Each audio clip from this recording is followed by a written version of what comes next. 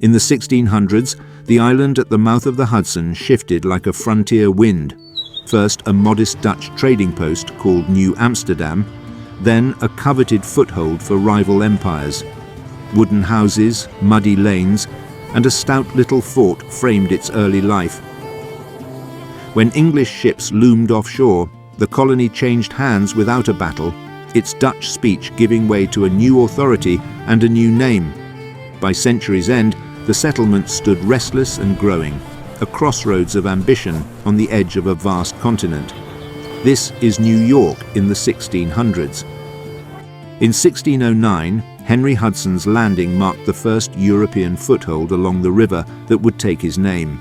His crew stepped onto a wooded, tidal shore alive with Lenape trade routes, a quiet moment that soon drew merchants, settlers, and competing empires. A modest arrival, uncertain, unadorned, but it opened the door to everything that followed. In 1626, Dutch officials secured Manhattan from the Lenape in an exchange later valued at 24 guilders worth of trade goods. The deal was quiet, practical, and deeply misunderstood across cultures. Yet it gave the Dutch a foothold they quickly fortified. In the early days of New Amsterdam, building the settlement meant relentless, back-breaking labor. Settlers felled thick Manhattan forests with hand axes, dragging heavy logs through mud to raise homes, palisades, and warehouses. Wood smoke, sweat, and the crack of splitting timber filled the air as the small colony carved itself out of wilderness, one beam, one plank, one hard-earned day at a time. In 1626, Fort Amsterdam rose at the southern tip of Manhattan, a rough palisade of timber and earth guarding the young Dutch colony. From its ramparts, soldiers watched over the harbor's shifting tides, the warehouses of the West India Company, and the fragile beginnings of New Amsterdam. It was the colony's shield and its statement of intent, a foothold meant to last. In 1644, Dutch leaders and native nations forged a series of fragile treaties meant to quiet years of bloodshed. Around council fires and makeshift tables, envoys traded wampum, promises, and uneasy concessions. The agreements brought a brief, hard-won peace, less trust than exhaustion, yet they allowed New Amsterdam to breathe and rebuild. In 1655, enslaved Africans were brought into New Amsterdam in growing numbers, their forced labor woven into the colony's docks, farms, and households. Sold as property by the Dutch West India Company, they lived under harsh rules and constant supervision. It was a quiet but brutal turning point, bondage becoming a fixed part of the city's early economy. Inside a New Amsterdam home in the mid-16th century, life unfolded in a single, crowded room, warmed by a brick hearth. Light filtered through small, leaded windows, falling across rough-hewn tables, wool blankets, and pewter dishes stacked neatly on shelves. Families rose early to the smell of porridge and the scrape of wooden stools, children helping grind grain or fetch water, while adults tended to chores, mending nets, cutting firewood, preparing salted meats for winter. The air carried a mix of wood smoke, drying herbs, and the damp scent of river winds slipping through the cracks. Evenings were quiet but full, candles guttering low as stories were told, prayers whispered, and tools laid out for the morning's work. Life was modest, disciplined, and communal. Every task, cooking, sewing, sweeping, tending livestock, held the steady rhythm of survival in a growing but still fragile settlement. In 1664, English warships drifted into the harbour, their guns trained on the fort that still bore the Dutch lion. Outnumbered and divided, New Amsterdam offered little resistance. Stuyvesant's protests faded beneath the colonists' desire for calmer rule. With a quiet surrender, the city passed to English hands and gained a new name, New York, its future redirected without a single shot fired. In 1667, the Treaty of Breda formally sealed what force had begun.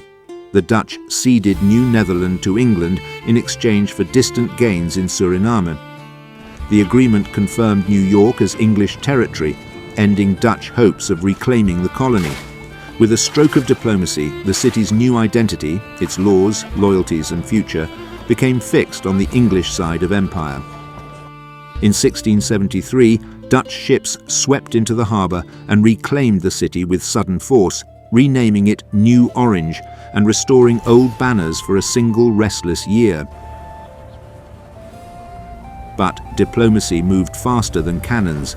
By the next treaty, the colony was returned to England, and New Orange once again became New York. The moment was brief, a flicker of the old Dutch world before the English future closed firmly around it. By 1679, the old Dutch Stadhuis served as New York's City Hall, a leftover of New Amsterdam now beating under English rule. Merchants, magistrates and clerks moved through its cramped rooms, settling disputes and recording the business of a growing cosmopolitan port. The building stood as a reminder of the city's Dutch past, still useful, still central, even as New York pushed into its new identity. Around 1680, New York was expanding quickly under English rule. The population topped 4,000, new brick houses rose along the streets, and the port grew busier with Atlantic trade. At the same time, the enslaved population increased sharply, shaping the colony's labor force and daily life. By 1679, New York's Great Dock stretched into the East River as the colony's busiest gateway. Merchants, sailors and laborers crowded its planks, unloading barrels of sugar, furs and tobacco, while new ships pressed in from the Atlantic. The dock's constant creak and roar signaled the city's growing ambitions, a small port rapidly becoming a vital link in the empire's trade. By 1680, New York's homes still showed strong Dutch influence, steep gables, brick facades and thick wooden beams, despite years of English rule. Newer buildings added English touches like sash windows or broader chimneys, but the streets remained visibly Dutch in shape and style. The city, like its people, was still a blend in transition. The old defensive wall still marked the northern edge of the settlement, running along the line that would become Wall Street, its timber ramparts aging but intact. Where the wall met the East River stood the Water Gate, a modest fortified passage where carts, travellers and river goods entered the town under watchful guard. In 1689, New York's train band, the citizen militia, mustered amid unrest after the Glorious Revolution. Merchants, artisans and labourers drilled on the commons, a mix of Dutch, English and colonial-born men caught in shifting loyalties. In the turmoil, many officers signed a declaration backing Jacob Leisler and refusing the old royal appointees. But the rebellion proved brief. For all their moment of resolve, they ended the year once again under royal authority. In 1689, New York was tense and unsettled. News from England spoke of kings rising and falling, leaving the colony unsure whose authority truly ruled. Merchants argued in taverns, soldiers drilled on the commons, and ordinary residents watched the harbour for ships that might bring orders or upheaval. The city lived in a state of uneasy waiting, caught between rumour, uncertainty, and the shifting tide of empire. By 1893, New York policemen patrolled a city roaring with industry and overcrowded streets.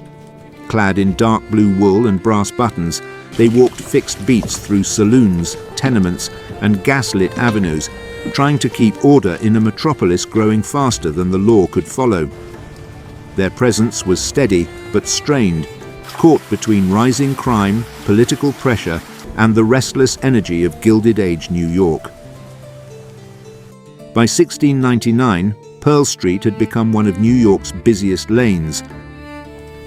Curving along the old shoreline, where traders, craftsmen and sailors crowded its wooden shops.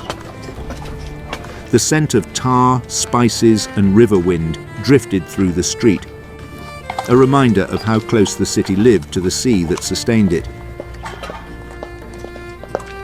About that's all for now. Please comment what you'd like to see reconstructed next.